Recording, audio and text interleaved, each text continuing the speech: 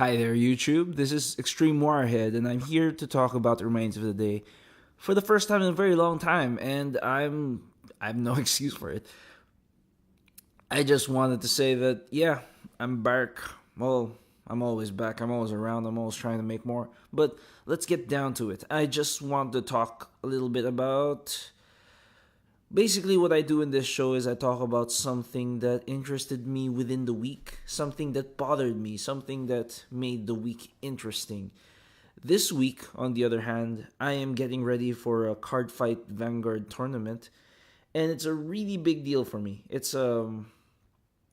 I'm part of a group of people who are really taking it seriously. We've went through the theoretical stuff. We've updated everybody's decks, and we're in it for the win. And it's been a long time since I've gone to a tournament where I made that sort of assumption, that sort of feeling. The last time I've attempted something like this, I believe, was also in a card tournament. No, well, the last time I tried to go into a card tournament, it was for Magic. And in that case, I knew nothing of the meta. I knew nothing of what exactly would it take to win. I had no idea what it would take to overpower my opponent, but rather I just thought that big things squashed little things, and that's how you won. And in some cases, that makes sense. That makes sense if you're a beginner in Magic, and it makes sense if you just host, close yourself off into a hole and try to win that way. Of course, it didn't pan out. It was a great big tournament with about 600 people, and it was still fun. I learned a lot of things there about some strange strategies that involve discarding everyone's cards, and um, it made me realize just how big a world Magic is, and in card games in general, there's a lot of strategies. You can't expect for everything to go your way just because some people just run really weird crap, and that's something you're going to have to expect. The novelty, or as some people would say, the magic of a card game, funnily enough, is that all of these strategies should be valid and they should be balanced in some way.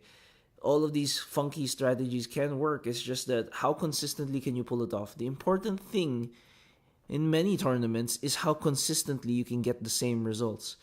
Remember that in many sports, trying to overpower your opponent, trying to best your opponent means that you have to consistently be faster than them, you have to be stronger than them, or you have to have a certain way, like a spike throw or some other move that makes it difficult for your opponent to respond.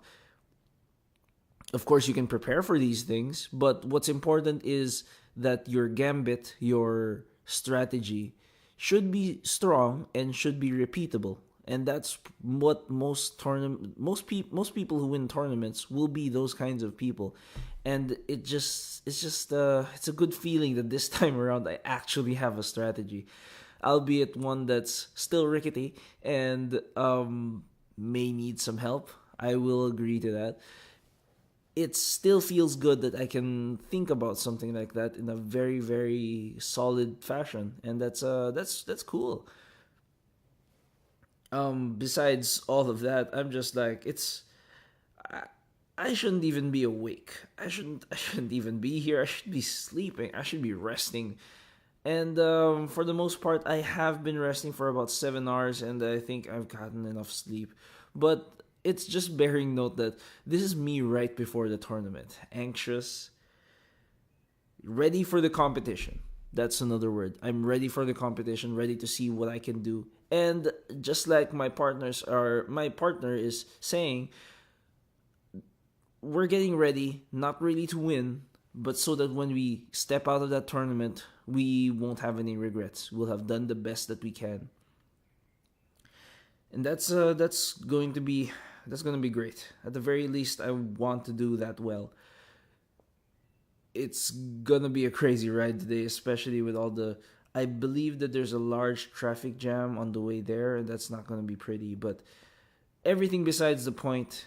Uh, I'm gonna enjoy it. I'm gonna see how well I do, and I'd really love to gain some respect points from this. But I don't know.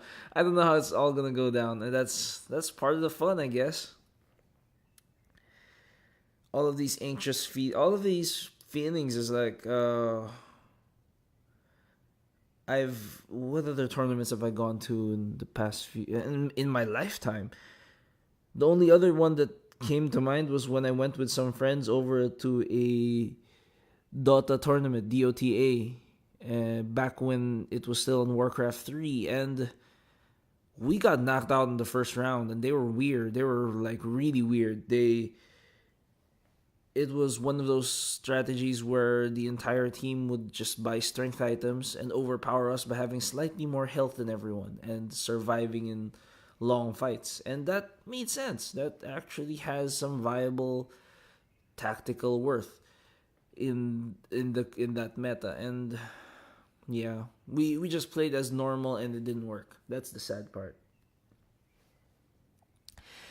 Anyway, I won't bug you for much longer. I'm just saying that wish me luck. I might do a post one if we do really well. I don't know any. I don't know yet. But in the background, going through the tutorial of Dungeon Hearts, and this is basically a little game where it slowly slides from the left to the right. You are basically solving a bejeweled puzzle where you are allowed to move as many pieces as possible, but slowly and ever so surely, everything moves to the left and disappears. So you have to make sure you plan out everything really quickly and you execute the plan before it all crumbles apart. I'm not very good at it. I can just put it down. I can get all the way till right before the final boss, and then I get screwed over because he's hard. He's like really hard, and I can't seem to wrap my head around speeding up to his speed. Maybe I'll talk about this more in some other time, but for now, just enjoy the fancy lights. This has been Extreme Wirehead for Amazing of the Day. If you have something amazing about the week, something that troubles your heart, I'm no expert, but at the very least, you can write it down. Peace.